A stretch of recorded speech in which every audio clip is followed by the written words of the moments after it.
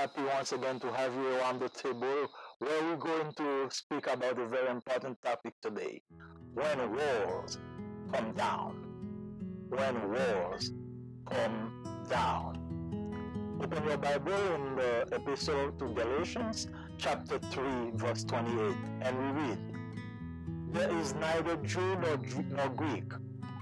There is neither slave nor free.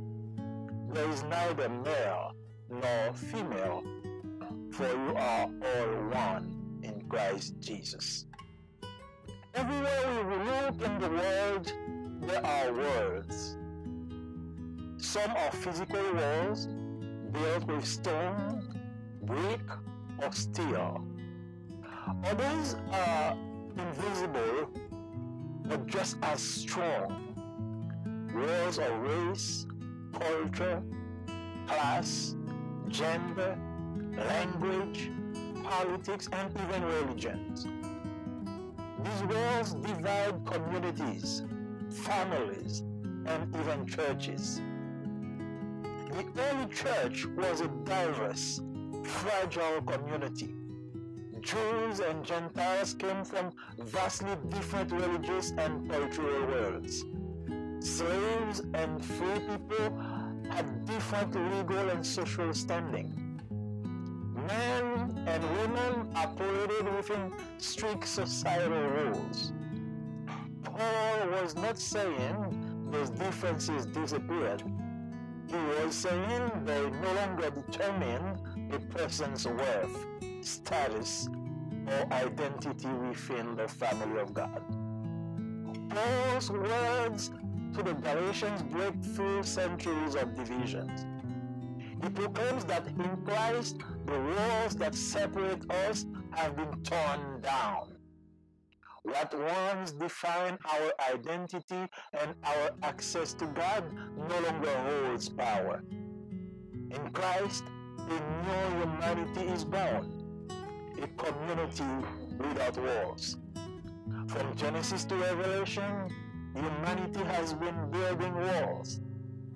At Babel, people tried to build up a tower to reach God, and God scattered them into nations. Over time, wars of hostility grew.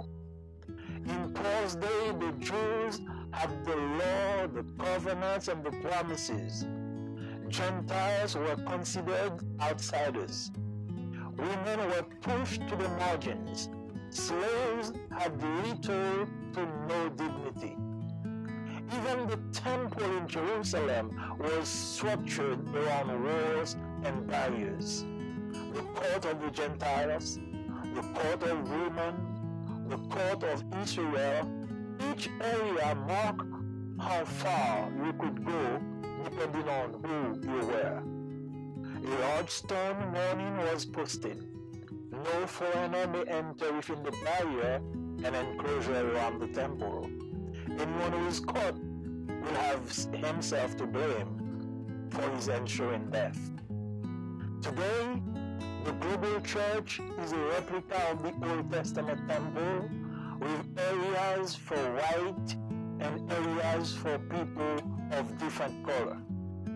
Galatians chapter 3 verse 28 challenges us not to settle for surface level harmony during the annual general assemblies, but to pursue deep, spirited, empowered unity across racial lines, socio-economic barriers, political divides, and generational gaps. A divided world needs a united church, the global body of Christ. When Jesus died on the cross, the veil of the temple was torn in two. Matthew 27 verse 21, 31, 51. That tearing was not just about access to God. It was a declaration that the walls were coming down. Christ's blood was strong enough to bridge Jew and Gentile, slave and free, male and female.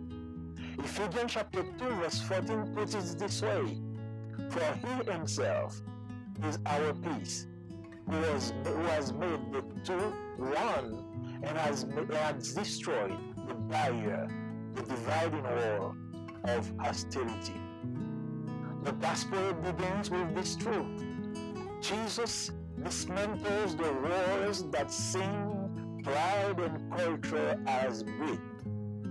Paul declares, "For you are all in Christ Jesus." Notice he doesn't say that culture, gender, or social background disappear. He doesn't deny our differences. He declares that in Christ, those differences no longer define our worth, our access to God, or our fellowship with one another. In Christ, a Jew remains a Jew, a Gentile remains a Gentile, but they are brothers and sisters in the same family. A man remains a man, a woman remains a woman, but both stand equal at the foot of the cross. An employee, an employer may still live in different social realities, but in Christ, they are bound as equal in the kingdom of Christ. Our primary identity is no longer our race, our class, our gender, or our social status. It is Christ in us, the hope of glory. This is radical. The world defines us by labels. Christ defines us by his love. The gospel does not erase diversity, it sanctifies it.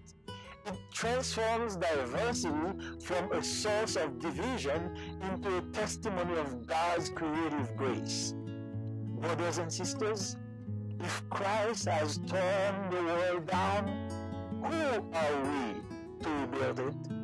We must celebrate the tearing down of the walls, and we must live to practice it. The early church struggles with this truth. Acts chapter 6 describes a conflict between Greek-speaking and Hebrew-speaking Jews.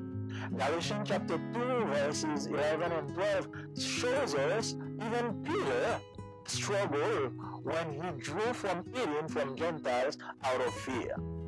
Today, the church must embody this truth. That means racial walls must come down. The church should not reflect the segregation of the world, but the unity of heaven. Social walls must come down. The rich and poor must sit side by side at the Lord's table. Gender walls must come down. Men and women must serve together, honoring the gifts of the Spirit poured out on all flesh, according to Joel chapter 2 verse 28, Acts chapter 2 verse 17. Generational walls must come down. Young and old should work together, learning from one another. When the church lives like this, the world sees a foretaste of heaven. Revelation 7 verse 9 gives us the full picture. John said, "A great multitude from heaven, from every nation, tribe, people, and language, standing before the throne and before the Lamb." My friend, examine your heart. What walls have you built against others? Prejudice? Pride? Fear? Christ calls you to let them all. Build bridges, no barriers. Go out of your way to connect with someone different from you. Invite them to your table, your circle, your prayers. Let the church be a prophetic witness. In a world that thrives on division, the church must be the one place where unity is visible, tangible, and undeniable. Walls separate, but Christ unites. Walls divide, but Christ reconciles. Walls exclude, but Christ embraces. Paul's message to Galatians still echoes to us today. We are all one in Christ Jesus.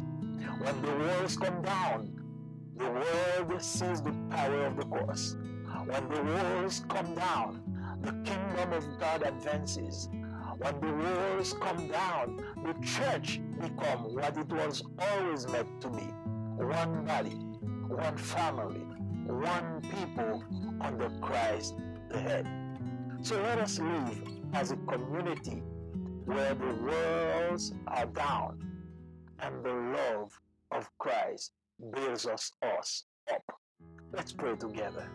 Father God, we thank you for this powerful message. Thank you for the revelation of this gospel. Thank you for opening our eyes, letting us see where the church stands today at the junction of this era. We're facing today prejudice, racism, social inequality, financial and economic inequality. Or even in the church, we see the division. There's a church for the white and a church for the people of different color and different race. But let us know, let us realize, as people of God, we are one in you, as Paul said in Galatians 3:28. Let us reflect the image of heaven so the world can learn from the church that as human beings, we are all one because we come from the same Father. We ask your presence and your grace. In the name of Jesus we pray. Amen. Chers amis dans le Seigneur, que la paix et la grâce de Dieu soient avec vous. C'est encore votre frère Joël Marcel vous souhaitant la bienvenue autour de cette table. Nous allons réfléchir sur un sujet d'importance capitale, sujet que nous trouvons dans l'épître de Paul au Galates chapitre 3 verset 28 et nous le titrons « Quand les murs s'abaissent » ou encore « Quand les murailles tombent ». Et nous lisons Galates 3 28 « Il n'y a plus ni juif ni grec, il n'y a plus ni esclave ni libre, il n'y a plus ni homme ni femme, car tous vous êtes un en Jésus-Christ. » Partout où nous regardons dans le monde, nous voyons des murs qui s'élèvent. Certains sont des murs physiques construits en pierre, en briques ou en acier. D'autres sont invisibles, mais tout aussi solides. Des murs de race, de culture, de classe, de genre, de langue, de politique et même de religion. Ces murs divisent les communautés, les familles et même les églises. L'Église primitive était une communauté diverse et fragile. Juifs et gentils venaient de mondes religieux et culturels très différents. Esclaves et hommes libres avaient des statuts juridiques et sociaux différents. Hommes et femmes évoluaient selon des rôles sociaux stricts. Paul ne disait pas que ces différences avaient disparu, mais qu'elles ne déterminaient plus la valeur, le statut et l'identité d'une personne au sein de la famille de Dieu. Les paroles de Paul aux Galates brisent des siècles de division. Paul proclame qu'en Christ, les murs qui nous séparaient ont été abattus. Ce qui définissait autrefois notre identité et notre accès à Dieu n'a plus de pouvoir. En Christ, une nouvelle humanité est née, une communauté sans mur. De la Genèse à l'Apocalypse, l'humanité a érigé des murs. À Babel, les hommes ont tenté de construire une tour pour atteindre Dieu. Et Dieu les a dispersés parmi les nations. Au fil du temps, des murs d'hostilité se sont dressés. À l'époque de Paul, les Juifs avaient la loi, les alliances et les promesses. Les gentils étaient considérés comme des étrangers. Les femmes étaient marginalisées. Les esclaves avaient peu, voire aucune dignité. Même le temple de Jérusalem était structuré autour de murs et de barrières. La cour des gentils, la cour des femmes, la cour des juifs, chaque zone indiquait jusqu'où l'on pouvait aller selon son appartenance. Une grande pierre annonçait Aucun étranger ne pourra entrer dans l'enceinte du temple. Quiconque sera surpris portera la responsabilité de sa mort. Aujourd'hui, l'Église mondiale est une image du temple de l'Ancien Testament, avec des zones réservées aux Blancs et des zones réservées aux personnes d'autres couleurs. Galates chapitre 3, verset 28, nous met en garde de ne pas nous contenter d'une harmonie superficielle lors des assemblées générales annuelles, mais de rechercher une unité profonde portée par l'esprit au-delà des différences raciales, des barrières socio-économiques, des appartenances politiques et des fossés générationnels. Un monde divisé a besoin d'une Église unie, l'Église universelle du Christ. Lorsque Jésus mourut sur la croix, le voile du temple se déchira en deux, d'après Matthieu chapitre 27, verset 31. Cette déchirure ne concernait pas seulement l'accès à Dieu, c'était la déclaration que les murs allaient tomber. Le sang du Christ était assez puissant pour établir un pont entre juifs et gentils, esclaves et hommes, libres et femmes libres.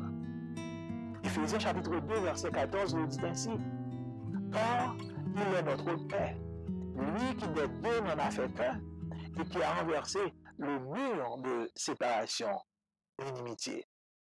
L'Évangile commence par cette vérité. Jésus fit tomber les murs que le péché, l'orgueil et la culture ont érigés. Paul déclare: car vous êtes tous un en Jésus-Christ. Remarquez, il ne dit pas que la culture, le genre ou l'origine sociale disparaissent. Il ne nie pas nos différences. Il déclare qu'en Christ, ces différences ne définissent plus nos valeurs, notre accès à Dieu, ni notre communion les uns avec les autres. En Christ, un juif reste un juif, un gentil reste un gentil, mais ils sont frères et sœurs dans la même famille de Dieu. Un homme reste un homme, une femme reste une femme, mais tous deux sont égaux au pied de la croix. Un employeur et un employé peuvent encore vivre des réalités sociales différentes, mais en Christ, ils sont liés d'égal à égal dans le royaume. Notre identité première n'est plus notre race, notre classe sociale, notre sexe ou notre statut social. C'est Christ en nous, l'espérance de la gloire. C'est bien radical. Le monde nous définit par des étiquettes. Christ nous définit par son amour. L'Évangile n'efface pas la diversité, il la sanctifie. Il transforme la diversité, source de division, en témoignant que la grâce créatrice de Dieu. Frères et sœurs, si Christ a abattu les murs, qui sommes-nous pour les reconstruire? Nous devons célébrer leur chute et vivre pour la mettre en pratique. L'Église primitive a lutté contre cela. Actes chapitre 6 décrit un conflit entre juifs de langue grecque et juifs de langue hébraïque. Galates chapitre 2, verset 11-12 nous montre que même Pierre a éprouvé des difficultés lorsqu'il s'est retiré de la table des non-juifs par peur. Aujourd'hui, l'Église doit incarner cette vérité. Cela signifie que les murs raciaux doivent tomber. L'Église ne doit pas refléter la ségrégation du monde, mais l'unité du ciel. Les barrières sociales doivent tomber. Riches et pauvres doivent s'asseoir côte à côte à la même table du Seigneur. Les barrières entre les sexes doivent tomber. Hommes et femmes doivent servir ensemble, honorant les dons de l'Esprit répandu sur toute chair, selon Joël chapitre 2, verset 28, Actes chapitre 2, verset 17. Les barrières générationnelles doivent tomber. Jeunes et vieux doivent marcher ensemble, apprenant les uns des autres. Lorsque l'Église vit ainsi, le monde a un avant-goût du ciel. Apocalypse chapitre 7, verset 9 nous en donne une image. L'apôtre Jean dit qu'il vit une grande foule de toute nation, de toute tribu, de tout peuple et de toute langue se tenant devant le trône et devant l'agneau. Mon ami, examine ton cœur. Quel mur as-tu érigé contre les autres? Préjugés, orgueil, peur? Tu dois faire tout cela tomber. Construire des ponts à des barrières. Fais tout ton possible pour tisser des liens avec quelqu'un qui est différent de toi. Invite-le à ta table, dans ton cercle, dans tes prières. Que l'Église soit un témoin prophétique. Dans un monde où la division règne, l'Église doit être le seul lieu où l'unité est visible, tangible et indéniable. Les murs séparent, mais le Christ unit. Les murs divisent, mais le Christ réconcilie. Les murs excluent, mais le Christ accueille. Le message de Paul aux Galates résonne encore aujourd'hui. Vous êtes tous un en Jésus-Christ. Quand les murs tombent, le monde voit la puissance de la croix. Quand les murs tombent, le royaume de Dieu avance. Quand les murs tombent, l'Église redevient ce qu'elle a toujours été censée être. Un seul corps, une seule famille, un seul peuple, sous la commande d'un seul chef, le Christ. Alors, vivons en communauté où les murs sont tombés et où l'amour du Christ nous édifie. Prions ensemble. Dieu, toi, foi, nous te disons merci pour ce puissant message de réconciliation, alors que nous vivons dans un monde où nous sommes séparés par des murs de préjugés raciaux, de préjugés économiques, de préjugés de classe. Nous sommes séparés de toutes parts. Même l'Église, qui devait être l'exemple de l'unité que tu as dans le ciel avec ton Fils Jésus. L'Église fait part de cette désunion, de ce péché qui domine le monde. Ouvre nos yeux afin que nous réalisions, Seigneur, que nous représentons le ciel et qu'au sein de nous devons avoir l'unité, nous devons avoir l'union, l'amour, pas un amour sur la peau, mais un amour qui vient du cœur. Que nous reflétions l'unité que toi tu as avec ton Fils Jésus. Seigneur, ouvre nos yeux afin que nous vivions cette unité parmi nous et que nous considérions ceux qui sont autour de nous comme des frères et des sœurs. Et que nous n'établissions pas de différence entre les couleurs, entre les statuts, entre les possibilités. Mais Seigneur, que nous réalisions que nous sommes tous issus du même Père. Nous sommes tous d'une même race, la race humaine. Seigneur, sois avec ton Église. Permets que nous prenions le flambeau pour faire savoir au monde que Dieu est le Créateur de toute l'humanité et que Jésus est le Sauveur de tous. Seigneur, nous te prions ainsi. Sois avec chacun de nous. Au nom de Jésus, nous te prions. Amen. Nous amis, les erreurs que bon Dieu est capable de bénir, c'est encore frère Joël qui souhaite bienvenue sur le programme Le Point. Je dis à nous un très bel sujet que nous voulons traiter avec vous, c'est quand muraille est tombé. Que nous avons besoin dans Galates chapitre 3, verset 28, et nous avons invité au vite pour ouvrir la Bible avec nous, nous avons ensemble, qu'il n'y a pas de différence entre monde qui est juif et monde qui n'est pas juif. Pas de différence entre monde qui est esclave et monde qui n'est pas esclave. Entre femmes avec garçons. Nous tous, nous faisons dans Jésus-Christ. Amen. Partout côté nous regardons dans le monde là, nous voyons que des murs que dressés. Murs, malgré la belle, c'est murs physiques qui construisent en pierre, en briques et même en acier. D'autres, c'est des murs invisibles, mais qui sont aussi solides que les murs physiques. C'est des murs de race, murs de culture, murs de classe, murs de genre, murs de langue, de politique et même de religion. Mais ça a divisé communauté, divisé famille et même divisé l'Église. L'Église primitive, c'était une communauté qui était diverse et fragile. Juifs avec gentils, ça veut dire monde qui n'est pas juif, ils étaient venus de mondes religieux différents et de cultures différentes. Esclaves avec monde libre, ils étaient gagnés des statuts juridiques et sociaux qui étaient différents. Hommes et femmes ont évolué dans des rôles, selon des rôles sociaux qui étaient différents et stricts. Paul a dit que différence ça disparaît, mais que déterminer plus, ne pas déterminer encore valeur, non, statut, non, ou bien statut au monde au sein de la famille de Dieu. Parole, Paul prononçait aux Galatiens, il brisait des siècles de division. Paul proclamait qu'en Jésus-Christ, nous qui étions séparés, nous tombés.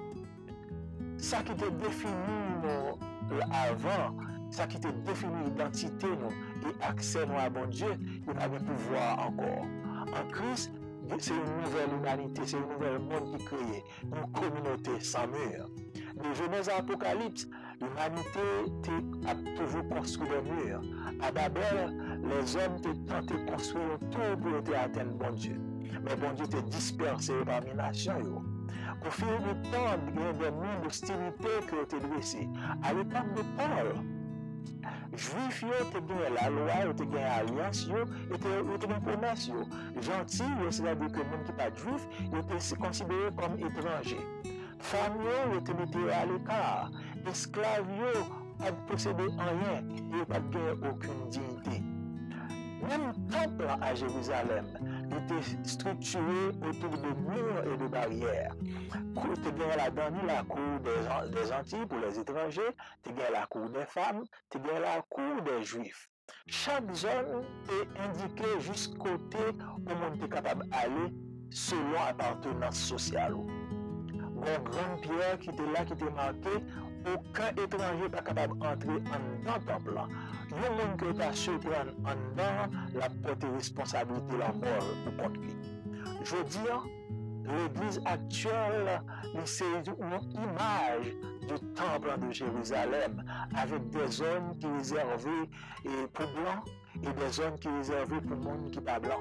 Dans le chapitre 3, verset 28, il mettait nous en garde pour ne pas contenter nous d'une harmonie superficielle dans la grande assemblée générale que nous faisons chaque année, mais pour nous chercher une unité profonde qui porte par l'esprit au-delà de différences raciales, au-delà de barrières socio-économiques, au-delà des appartenances politiques et même des fossés de génération. Le monde divisé, nous avons besoin d'une église qui unit, l'église universelle de Jésus-Christ. Lorsque Jésus était mort sur croix, voilà le temple été déchiré en deux, d'après Matthieu 27, verset 51. Déchiré, ça, ne pas concerner seulement l'accès que nous avons à bon Dieu, mais c'est une déclaration que nous sommes prêts à tomber. Le sang de Christ était assez puissant pour établir un pont entre juifs et gentils, entre esclaves et hommes libres, entre hommes et femmes. Éphésiens chapitre 2, verset 14, il dit ça comme ça, il dit car Jésus-Christ, c'est la paix, nous. Lui-même qui de deux bagailles lui fait une seule et que renverser mur de séparation qui était parmi nous, c'est-à-dire l'inimitié. L'évangile lui commence par la vérité, ça. Jésus fait tomber mur que péché, orgueil et culture te dressé parmi nous. Paul déclarait, car nous sommes tous un seul en Jésus-Christ. Remarquez, il n'a pas dit que culture, non, genre, non, ou origine sociale, il disparaît. Il n'y a pas ni différence qui vient entre nous-mêmes. Il déclarait qu'en Christ, différence, ça, il n'est pas gagné, il n'est pas défini valeur, nous encore. Il n'est pas défini accès que nous gagnons à bon Dieu, ni communion nous gagnons avec l'autre. En Christ, un juif, il était un juif. Ils sont gentils, ils étaient gentils, mais ils sont tous ses frères et sœurs dans la même famille de Dieu. Un homme, un garçon, il était un garçon, une fille, il était une fille, mais tous deux, ils sont égaux au pied de la croix. Un patron avec un employé, il est capable de vivre des réalités sociales différentes, mais en Christ, il est d'égal à égal dans le royaume. Identité première, non.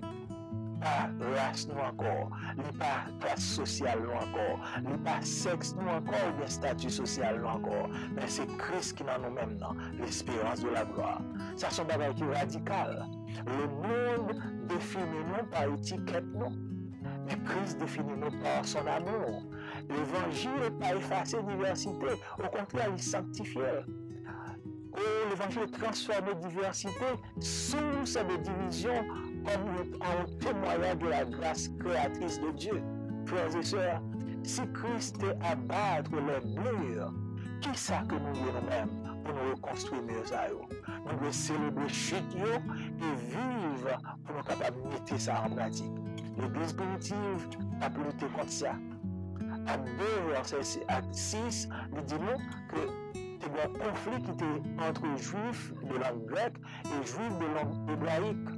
Dans la 2, verset 11-12, il montre nous que même Pierre a éprouvé des difficultés lorsqu'il était retiré de table côté de chita avec des non-juifs, pour cela à cause de la peur. Je dis, l'Église doit incarner vérité ça. Ça signifie mieux ratio doit tomber.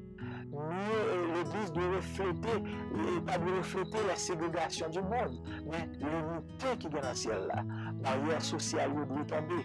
Riche à pauvre doit chuter côte à côte à la table du Seigneur. Barrière entre sexes doit tomber. Garçons avec filles doivent servir ensemble à honorer bien de l'esprit qui répand sur nous-mêmes. Et d'après Joël chapitre 2 verset 28 et Actes chapitre 2 verset 17. Barrière générationnelle doit tomber. Jeunes et vieux doivent marcher ensemble pendant que l'un apprend de l'autre.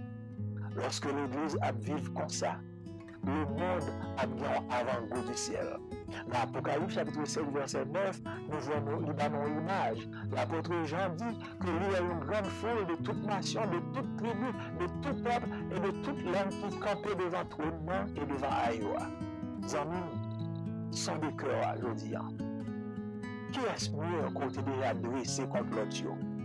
Préjugés, orgueil, peur. Jésus-Christ relève pour quitter tout le monde ça tomber. Construire des ponts au lieu de barrières. Faites tout ça qui est possible pour tisser des liens avec un monde qui est différent de nous-mêmes.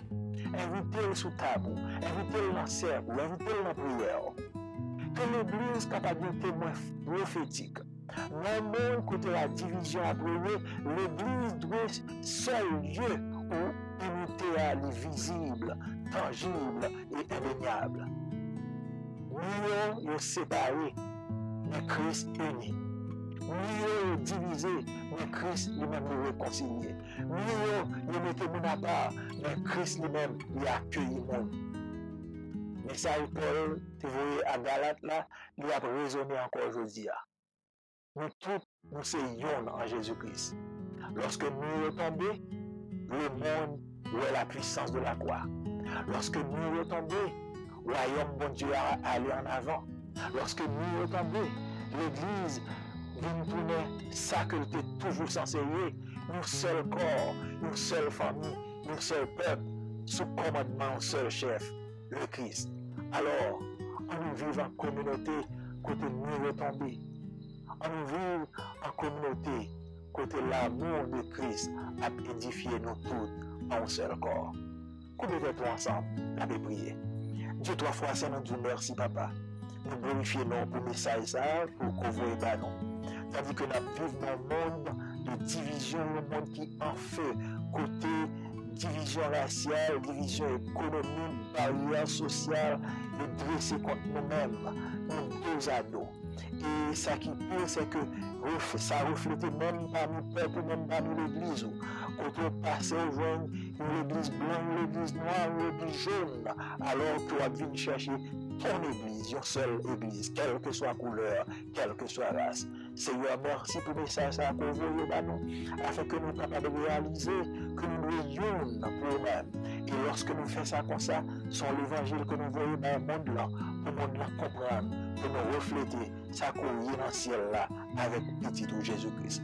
Papa, aidez-nous pour nous capables de courage, pour nous colporter le message non seulement avec parole, mais par action et par style de vie. Demandons toute faveur, ça, toute grâce, ça, au nom de Jésus. Et qui vit, qui règne au siècle des siècles. Amen. Nous merci du fait que tu suivi le programme. Non? Encore une fois, nous invitons à remettre et à partager et à distribuer à toutes les invités pour souscrire pour être capable de membre. Plaisir pour nous rencontrer une prochaine fois. Que bon Dieu bénisse.